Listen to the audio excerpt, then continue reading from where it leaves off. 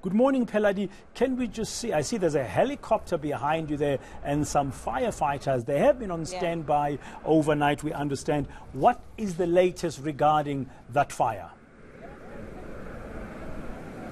Sure. Morning, Bradan. So quite a late start for the firefighters out here tonight because they did work throughout the night trying to battle this blaze.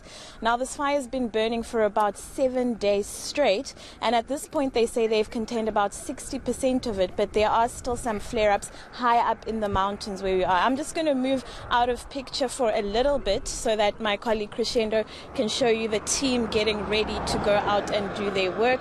They are meeting just to discuss which areas they'll be focusing on today as they start with their mop-up operations and deciding which parts of this mountain they'll be water bombing and the like. We haven't seen any fire trucks just yet, so we can see that the helicopter will go up first and then ground teams will move in shortly afterward.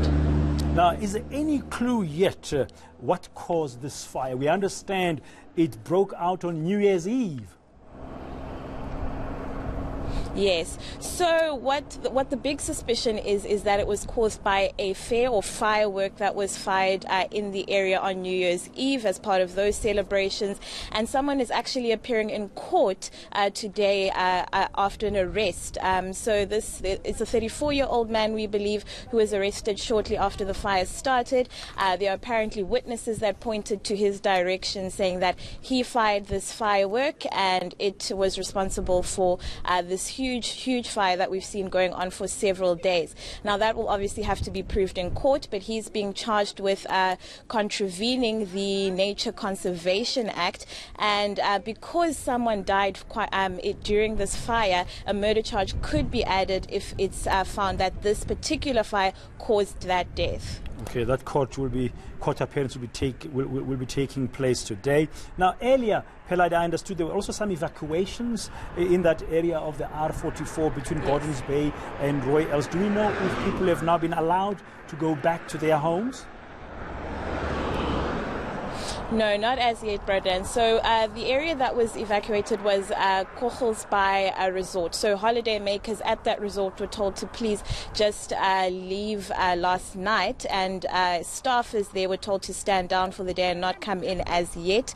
So we'll get an update at the resort a bit later just to see how operations are going, if they are letting people come back. But yeah, those are the only evacuations we've heard of in the area. We're in the Betty's Bay area, Royals and the like. People have been told just to remain calm. No evacuations of domestic homes as yet. Okay, no evacuations of normal households in the area, just that resort. From the sound, the background noise, I can hear that the road is open because it was closed earlier, or parts of the R44. So is traffic moving smoothly this morning from what you know?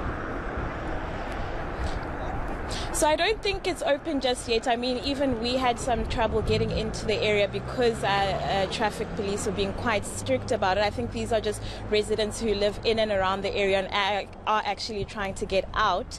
But people aren't being allowed in. We had to do a lot of begging to get into the area. So roads are still closed at the moment. We believe they're going to open at about 9 o'clock this morning, depending on the situation with the fire. So those traffic officers are also waiting for word from these firefighters behind us to hear if it's safe to reopen those roads a bit later on. Okay, so it's all a little bit of a wait and see still in that area, but it looks like things are under control. Thank you very much. That's Peladi Situsa, our reporter on the ground there.